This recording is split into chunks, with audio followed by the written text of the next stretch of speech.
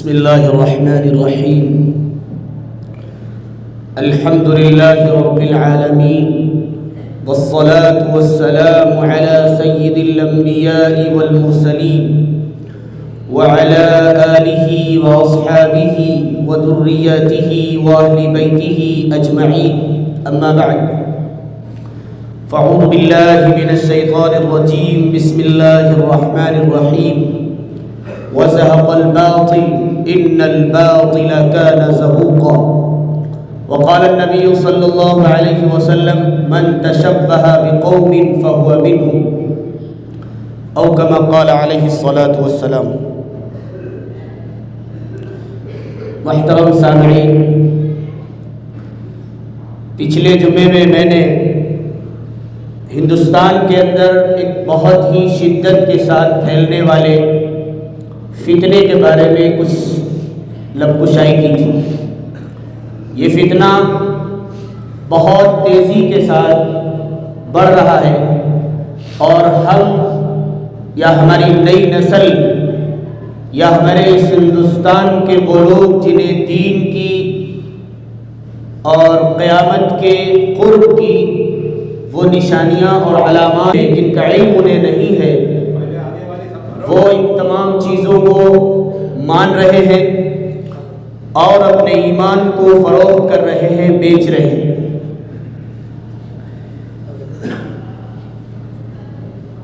آج پڑوسی ملک میں ایک اور فتنہ ہے جسے انجینئر مرزا علی جہلوی نے شروع کیا. نام ہے مرزا علی انجینئر. جہلم ایک جگہ کا نام ہے، وہاں کا رہنے والا ہے، اس لیے اسے جہلوی کہا گیا. وہ یوٹیوب پر ہفتے میں 3 دن میں مہینے میں ایک ویڈیو بنا کر کے اپلوڈ کر دیتا ہے. اس ویڈیو کو دیکھنے والے لوگ جو اس کے چینل کو سبسکرائب کیے ہوئے ہیں وہ 20 لاکھ لوگ ہیں. اس کے 20 لاکھ لوگ فالوور. اسے وہ کہتا ہے کہ یہ 20 لاکھ میرے شاگرد ہیں. اب ظاہر سی بات ہے، جب وہ اس کو سبسکرائب کیے ہوئے ہیں، جیسے ہی وہ ویڈیو ڈالتا ہے فوراً 20 لاکھ لوگوں تک اس کا پیغام پہنچ جاتا ہے، اور لوگ اسے سنتے ہیں، اور جتنا سنتے ہیں اتنے ہی اس کے ویوز بڑھتے ہیں اور اسے ترقی ملتی ہے. ان 20 لاکھ لوگوں کو وہ اپنا شاگرد بتلاتا ہے، اور وہ یہ کہنا چاہتا ہے کہ مجھے بہت علم ہے، بہت زیادہ میرے پاس علم، اور اتنا علم ہے کہتے کہتے وہ کہتا ہے کہ جبرائیل سے بھی زیادہ مجھے علم.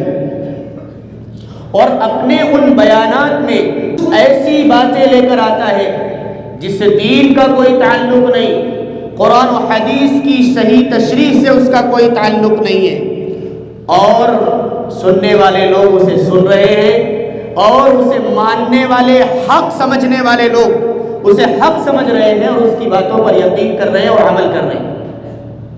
کیا باتیں ہیں؟ بہت ساری چیزیں ہیں. چند باتیں میں بھی آپ کے سامنے لے کر حاضر ہوا ہوں. وہ کہتا ہے کہ مجھے جتنا علم ہے اتنا علم کسی کو نہیں. یہ خود پر اتنا تکبر کرتا ہے، اتنا غرور کرتا ہے کہ جبرائیل کے برابر اپنے آپ کو قرار دیتا ہے. اب آپ سمجھیے کہ ایک انسان جس کا نام ہی انسان ہے، نسیان سے بنا ہے، ہر منٹ پر بھولتا ہے، ہر منٹ پر غلطی کرتا ہے، ہر منٹ پر اس کا قدم لغزش کھا جاتا ہے، وہ انسان اپنے آپ کو ایک فرشتہ، جو اعلیٰ فرشتہ ہے، وہ فرشتہ جس کو اللہ رب العزت والجلال نے نبیوں کے پاس پیغام لانے کے لیے، وحی بھیجنے کے لیے، اپنے ہدایات کو بھیجنے کے لیے منتخب کیا، تمام فرشتوں میں سب سے اعلیٰ فرشتہ ہے جسے ہم جبرائیل علیہ السلام جانتے ہیں.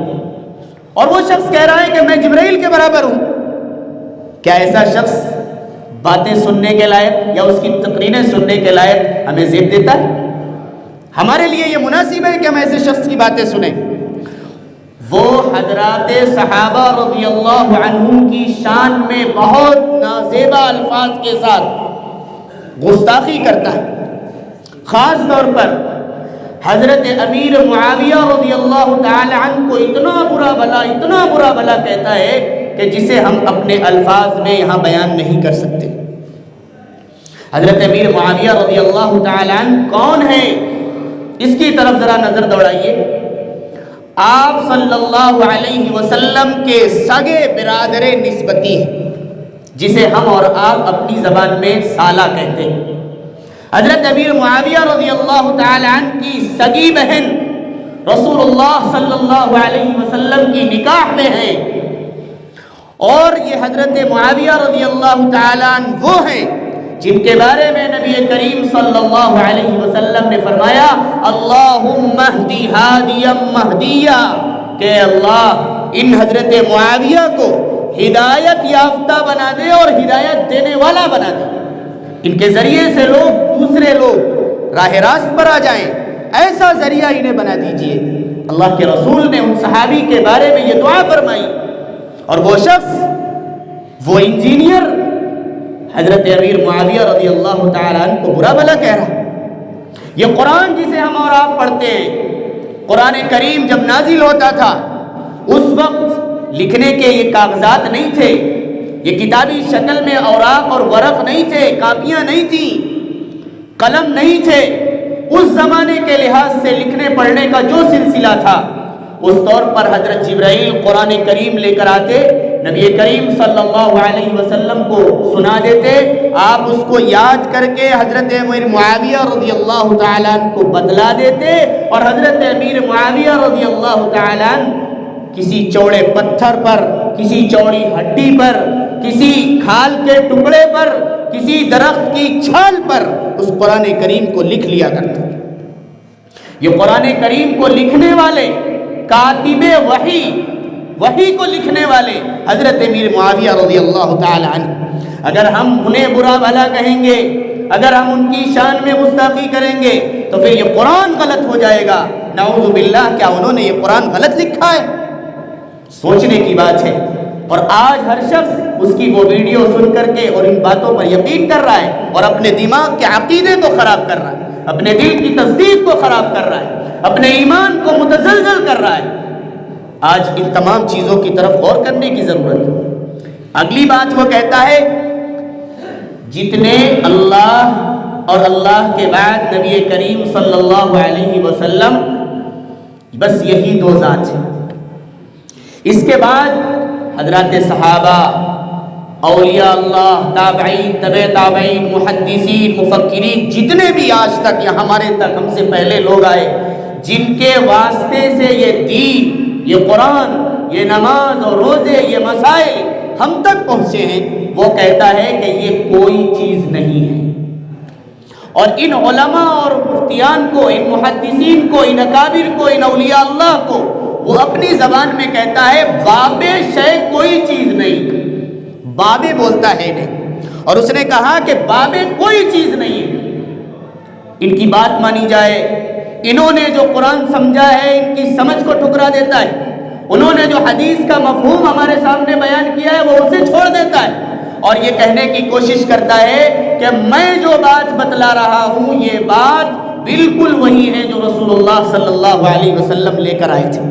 کہنا تو بہت آسان ہے، لیکن آپ بتلائیے کیا یہ بات صحیح مانی جا سکتی کہ اللہ کی طرف سے ایک دین، ایک قرآن، احکامات، شریعت، یہ مسائل نازل ہوئے، نبی کریم صلی اللہ علیہ وسلم کی ذات تک پہنچے، آپ نے اپنے شاگرد حضرات صحابہ کو وہ دین دیا، صحابہ نے اپنے بعد والے تابعین کو وہ دین دیا، تابعین نے وہ دین اپنے بعد والے تبع تابعین کو دین دیا، اور اس کے بعد یہ محدثین، امام بخاری ہو، امام اعظم ابو حنیفہ ہو، امام شافعی ہو، امام مالک ہو، امام احمد بن حنبل ہو، امام مسلم ہو، یہ تمام علماء اور محدثین اور مفکرین اور اولیاء اللہ کے ذریعے سے یہ دین ہم تک ہمارے اساتذہ کے ذریعے سے پہنچا ہے، اور وہ بیچ کے پورے راستے، پورے اسباب کو کاٹ دیتا ہے اور کہتا ہے کہ جو رسول اللہ صلی اللہ علیہ وسلم نے دین دیا تھا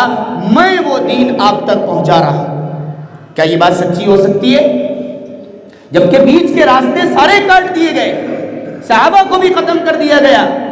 اگر ہم حضرات صحابہ کو ختم کر دیں گے تو نبی کریم صلی اللہ علیہ وسلم کے بعد سب سے پہلا جو بادشاہ، سب سے پہلا جو خلیفہ اس کائنات کے اندر بنا ہے، ہمارا اور آپ کا عقیدہ ہے، وہ انبیاء کے بعد سب سے افضل شخص حضرت ابو بکر صدیق رضی اللہ تعالی عنہ، جن کی خلافت، جن کی امامت نبی صلی اللہ علیہ وسلم کے بعد اجماع سے ثابت ہے۔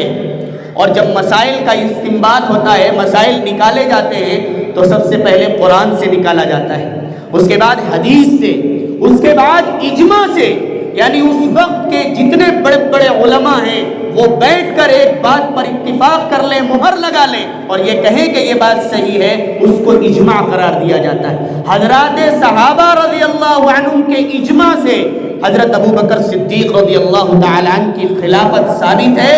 بعض علماء نے کہا کہ اگر حضرت ابو بکر صدیق کو کوئی خلیفہ اول نہیں مانتا وہ ایمان سے نکل جاتا ہے۔ اب بات سمجھیے کہ ایک شخص آئے اور کہہ دے اور ہم اس کی بات کو مان لیں، کیا اتنا آسان ہے؟ ہمارا ایمان چلا جائے گا اگر ہم نے صحابہ رضی اللہ عنہم کو چھوڑ دیا۔ اور وہ شخص کہنے کے لیے تیار ہے کہ باب شے کوئی چیز نہیں، یہ علماء کوئی چیز نہیں، یہ تبع تابعین اور تابعین کوئی چیز نہیں، انہوں نے جو قرآن سمجھا ہے، احادیث سمجھی ہے، جو مطلب نکالا ہے وہ کوئی چیز نہیں، میں صحیح بات آپ تک پہنچا رہا ہوں۔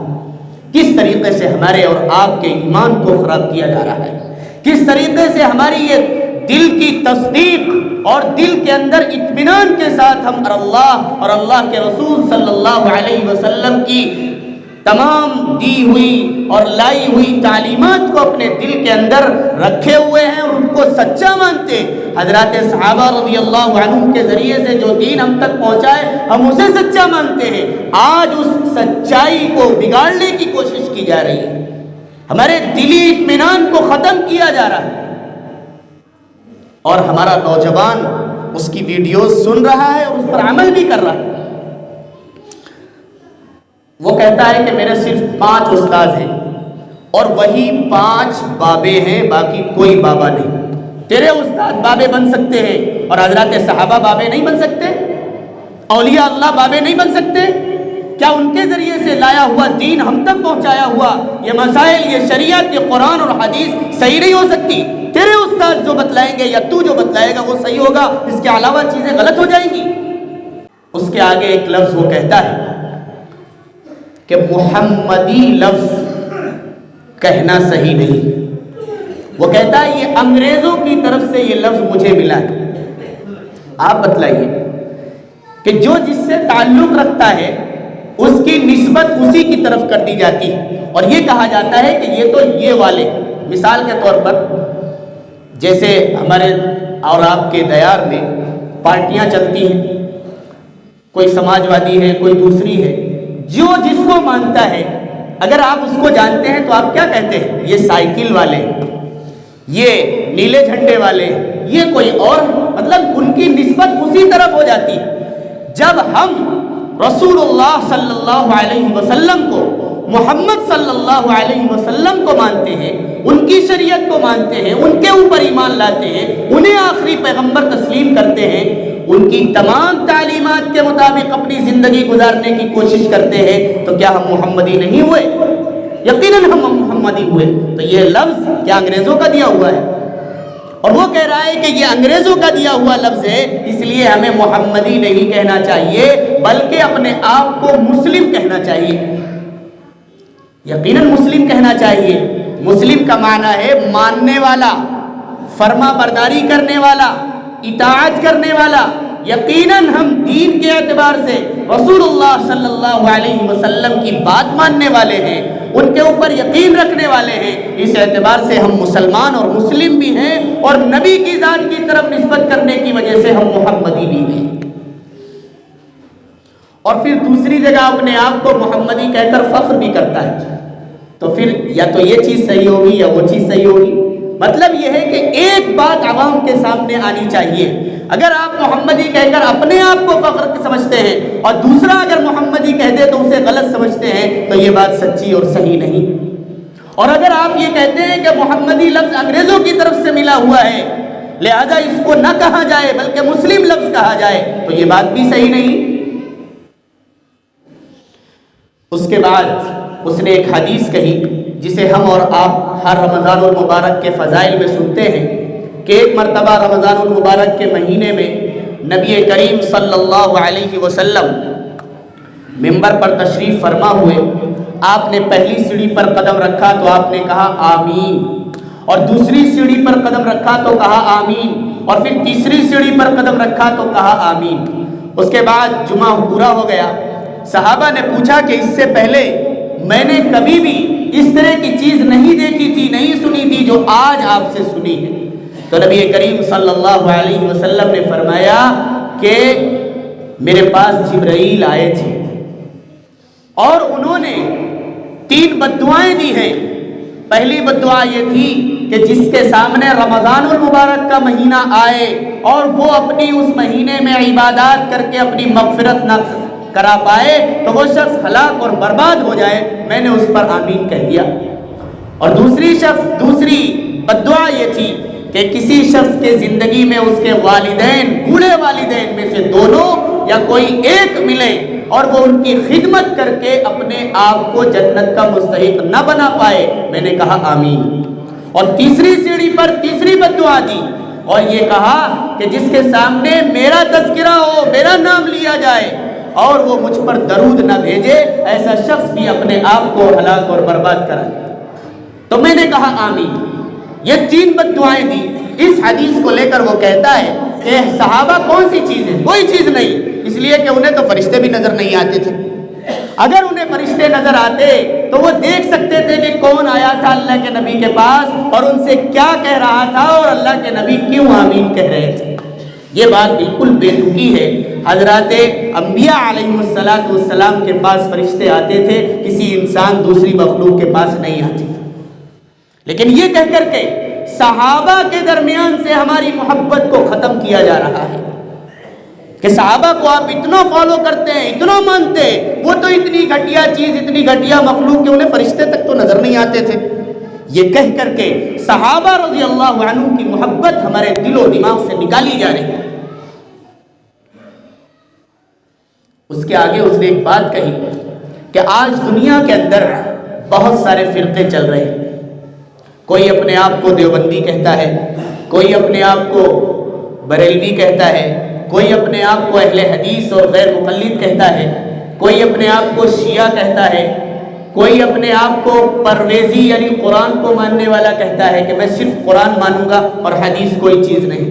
اس طرح کے بہت سارے فرقے اس کے درمیان ہیں۔ وہ کہتا ہے کہ میں کوئی فرقہ نہیں ہوں۔ اگر آپ نبی صلی اللہ علیہ وسلم کی وہ حدیث سنیں جس میں نبی کریم صلی اللہ علیہ وسلم نے یہ فرمایا کہ میں بنی اسرائیل یہودی 72 فرقوں میں بٹے، میری امت 73 فرقوں میں بٹے گی۔ کئے فرقوں میں بٹے گی؟ 73 فرقوں میں۔ فرقے لفظ بولا نہیں بولا، اللہ کے رسول صلی اللہ علیہ وسلم نے اپنی زبان سے فرقے لفظ بولا ہے کہ 73 فرقوں میں بٹے گی، جس میں سے صرف ایک فرقہ جنتی ہوگا، باقی جہنمی ہوں گے۔ ایک فرقہ جہنمی ہوگا اور یہ خود کہہ رہا ہے کہ میرے ماننے والے اور میں جنتی ہوں اور میں کوئی فرقہ نہیں ہوں۔ اللہ کے نبی کہیں فرقہ ایک جنت میں جائے گا اور تو خود کہے کہ میں کوئی فرقہ نہیں ہوں اس لیے تو بھی نہیں جائے گا۔ سمجھنے کی بات ہے۔ وہ یہ کہہ رہا ہے کہ جنت میں کوئی فرقہ نہیں جائے گا، صرف اور انجینئر مرزا کی بات ماننے والے ہی فرقہ جو جنت میں جائے گا۔ وہ اس نے کہا، دوسرا سوال بھی اس میں ہو سکتا ہے کہ تم تو اب آئے ہو، اب تم کہہ رہے ہو کہ میری بات ماننے والے اور میرے جو فالوور ہیں، میرے جو یوٹیوب چینل سے بات سننے والے اور سمجھنے والے ہیں وہی جنت میں جائیں گے۔ تو میرا سوال ہے کہ کیا تم سے پہلے جتنے لوگ اس دنیا میں آئے وہ جنتی ہیں یا جہنمی؟ اس کا جواب آپ دیجیے۔ اگر آپ صحیح ہیں یا تو وہ صحیح ہوں گے یا آپ صحیح ہوں گے، اور آپ کے کہنے کے مطابق آپ صحیح ہیں تو کیا وہ غلط ہیں؟ اس سے پہلے کے لوگ جس دین پر عمل کرتے تھے، جس قرآن پر عمل کرتے تھے، جس احادیث پر عمل کرتے تھے، جن مسائل کو وہ فالو کر کے اپنی زندگی گزارتے تھے، کیا وہ جہنم میں جانے والے تھے؟ کیا وہ راستہ جہنمی تھا؟ اگر اس طریقے سے بات مان لی جائے تو پھر یہ صحیح ہے، باقی سب غلط ہو جائیں گے۔ تو اس کا جواب میں نے وہی دیا کہ نبی صلی اللہ علیہ وسلم نے خود فرمایا کہ ایک فرقہ جنت میں جائے گا، باقی جہنم میں جائیں گے، اور وہ فرقہ کون ہوگا؟ ما انا علیہ واصحابہ، جو میرے اور حضرات صحابہ رضی اللہ عنہم کے راستے پر چلے گا، ان کے طریقے کے مطابق زندگی گزارے گا، وہ جنت میں جائے گا۔ آپ اپنی زندگی ملا لیجئے اور حضرات صحابہ کی زندگی ملا لیجئے، کتنا فرق ہے، کتنا فرق ہے۔ اور آپ پھر جنتی اپنے آپ کو کس منہ سے کہہ رہے ہیں اور کس لیے کہہ رہے ہیں؟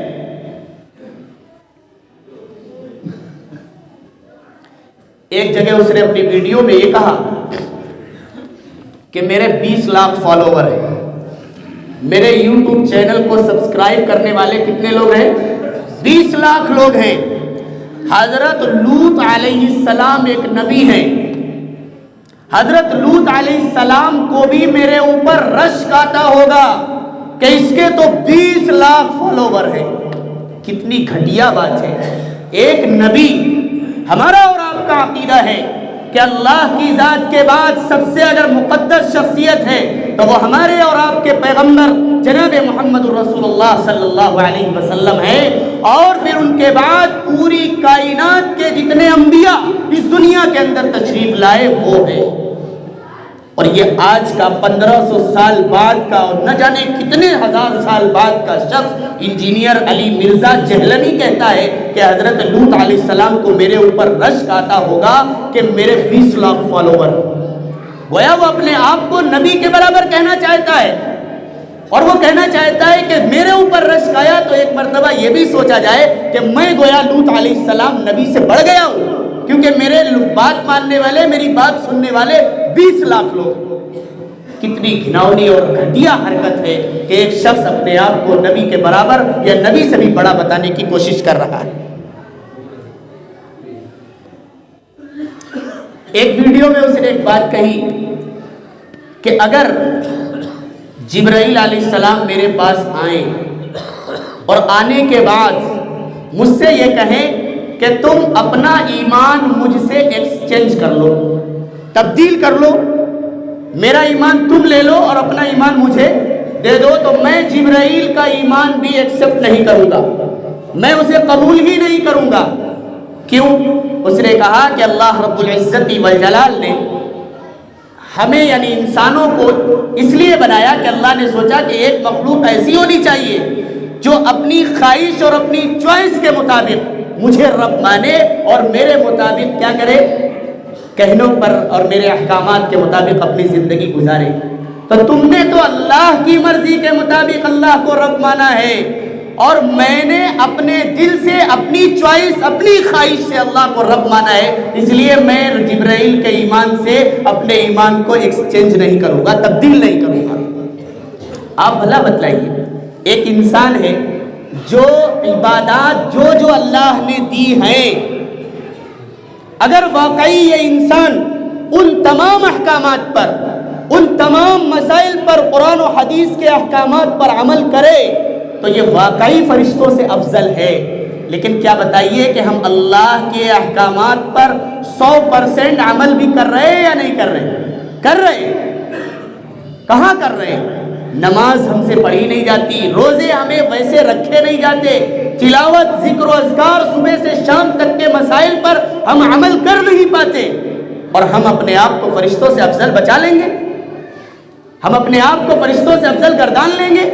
صبح سے شام تک ہماری زبان گناہوں میں ملوث رہتی ہے، ہمارا جسم گناہوں میں ملوث رہتا ہے، ہمارا ذہن و دماغ گناہوں میں ملوث رہتا ہے، اور ہم کہیں کہ ہم فرشتوں کے ایمان سے اپنا ایمان ایکسچینج نہیں کریں گے، کیا یہ بات صحیح ہو سکتی ہے؟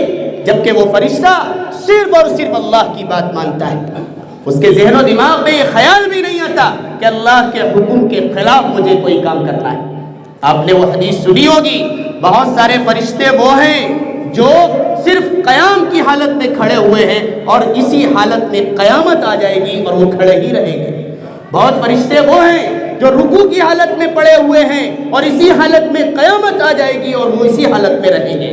بہت سارے فرشتے وہ ہیں جو سجدے کی حالت میں پڑے ہوئے ہیں اور اسی حالت میں دنیا کا خاتمہ ہو جائے گا. اللہ کے نبی علیہ السلام نے فرمایا خانہ کعبہ کے بالکل ٹھیک اوپر اسی کی سیٹ میں ایک بیت معمور ہے. بیت اللہ کے اوپر کیا ہے؟ بیت معمور ہے. جس طریقے سے ہماری یہ عبادت گاہ ہے اسی طریقے سے وہ اوپر فرشتوں کی عبادت گاہ ہے. اس کے اندر روزانہ 70,000 فرشتے عبادت کرنے کے لیے داخل ہوتے ہیں اور جو ایک بار داخل ہو گیا قیامت تک اس کا دوبارہ نمبر نہیں آئے گا. اور یہ شخص کہہ رہا ہے کہ جبرائیل کے ایمان سے میں اپنے ایمان کو ایکسچینج نہیں کروں گا. اپنے آپ کو اعلیٰ جب بتایا جائے کہ جب ہم واقعی 100% عمل کرنے والے. ایک ویڈیو میں اس نے یہ کہا کہ میرے جو فالوور ہیں، میرے جو سبسکرائبر ہیں، جو میری ویڈیوز کو سنتے ہیں، جنہیں میں اپنا شاگرد گردانتا ہوں، مانتا ہوں، انہیں بہت ساری تکلیفیں مل رہی ہیں. وہ اس لیے کہ بہت سارے لوگ یہ میری باتیں مانتے ہیں اور سنتے ہیں، لوگ انہیں گالیاں دیتے ہیں، برا بھلا کہتے ہیں. تو کہتا ہے کہ میرے شاگردوں کو وہ تکلیفیں اور وہ مصائب اور وہ اذیتیں دی جا رہی ہیں جو حضرات صحابہ رضی اللہ عنہم کو بھی نہیں دی گئی. آپ تصور کیجئے میرے پاس بھی موبائل ہے، میں یوٹیوب کھولوں اور اس کی ویڈیو سن لوں. مجھے کون سی محنت کرنی پڑی ہے تیرا پیغام سننے کے لیے؟ مجھے کون سا پہاڑ توڑنا پڑا ہے تیری بات کو سمجھنے اور سننے کے لیے؟ تو نے ادھر ڈالا اور ادھر میں نے سن لیا. اور اس دین کو حق تک پہنچانے میں حضرات صحابہ رضی اللہ عنہم نے کتنی پریشانیاں اٹھائی ہیں، کتنی مشقتیں برداشت کی ہیں، کتنی اذیتوں کو برداشت کیا ہے، جسے ہم اور آپ روزانہ سنتے ہیں.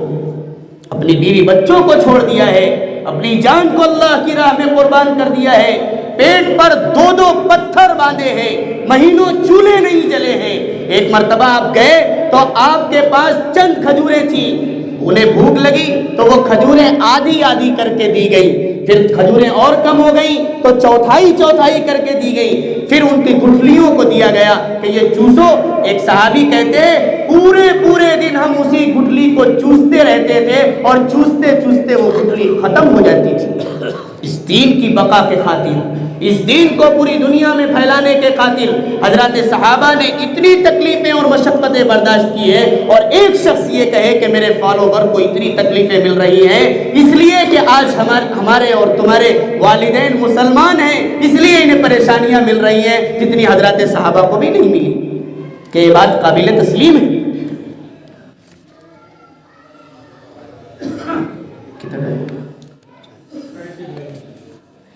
ایک آخری بات انتہائی گھنونی، مجھے بیان نہیں کرنا چاہیے لیکن میں فائدے کے لحاظ سے یہ بات کہہ رہا ہوں جو اس نے اپنی ویڈیو میں کہی ہے.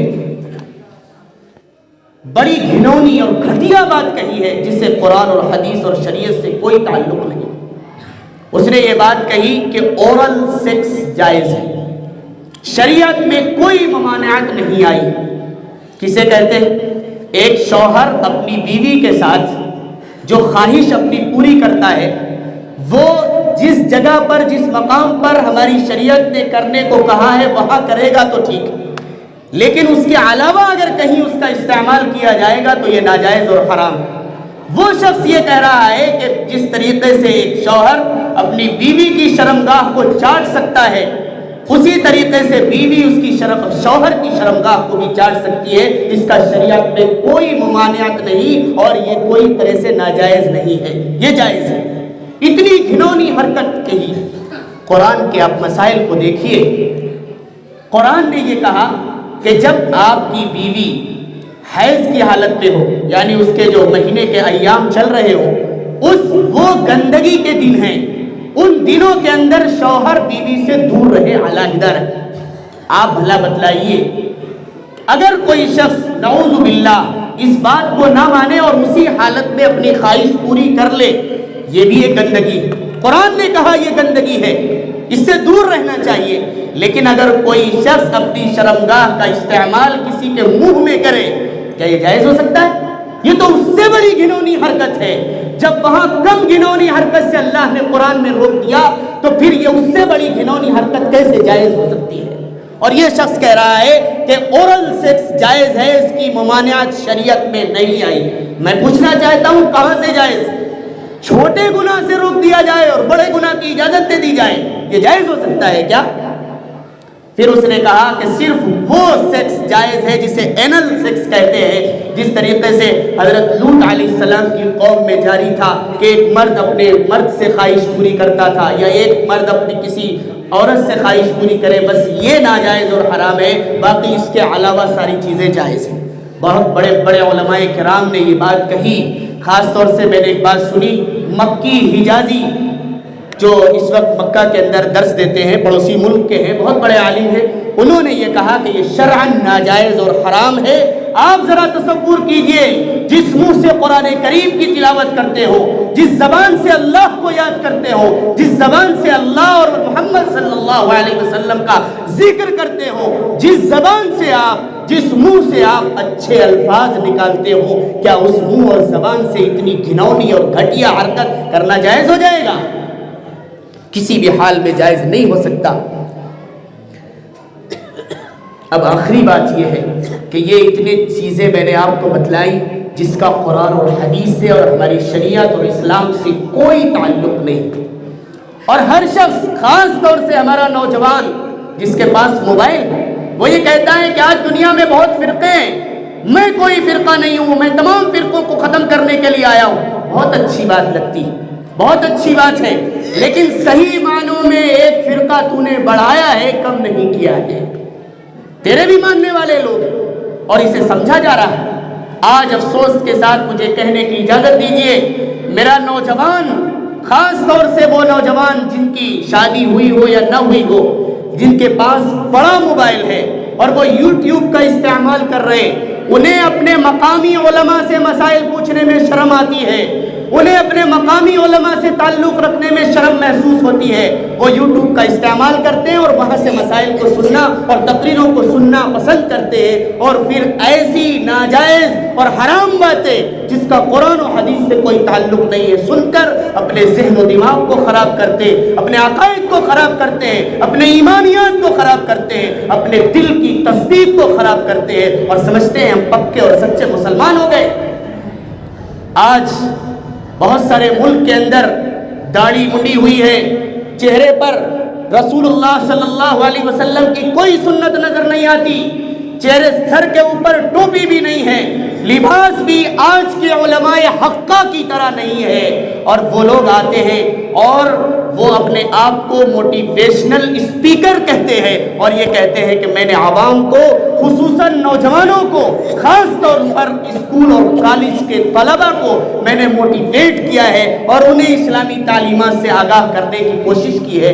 ذرا بتلائیے کہ ہمارا نوجوان انہیں کیوں سنتا ہے؟ صرف اس لیے کہ آپ نے بھی انگریزی پڑھ رکھی ہے اور وہ شخص بھی انگریزی پڑھ کر آیا اور چار باتیں آپ کے سامنے اسلام کی پیش کرتا ہے، چار لفظ انگلش کے سننے کی وجہ سے ہمارا دل ان کی طرف چلا جاتا ہے۔ کیا چار لفظ انگلش کی وجہ سے پورا دین ہمارے پاس آ جائے گا؟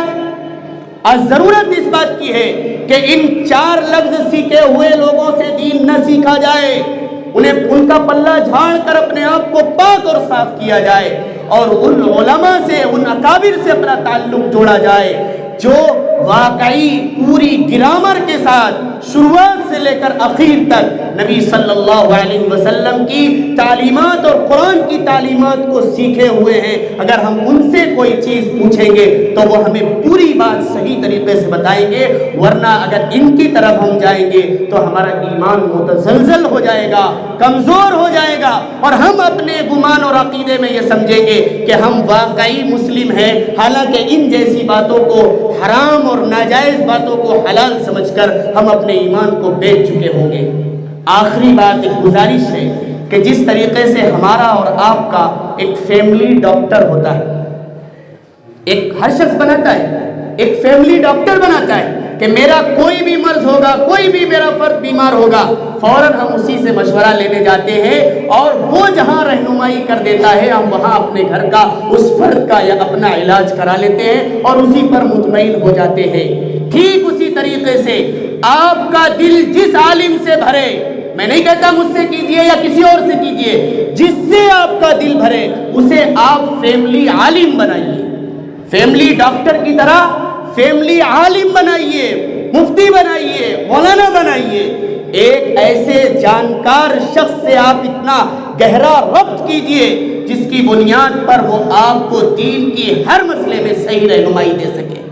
اگلی بات، اگر آپ کا تعلق کسی آنکھ کے ڈاکٹر سے ہے، آنکھ کے ڈاکٹر سے آپ کا تعلق ہے، پھر بھی اگر آپ کی ہڈی ٹوٹ گئی یا بخار آ گیا، آپ کے لیور میں کوئی بیماری آ گئی، قبض ہو گیا، تو آپ اسی آنکھ والے ڈاکٹر سے رہنمائی کرنے جاتے ہیں کہ مجھے یہ مرض ہے، مجھے بتلائیے کہ اس کا علاج صحیح کہاں رہے گا۔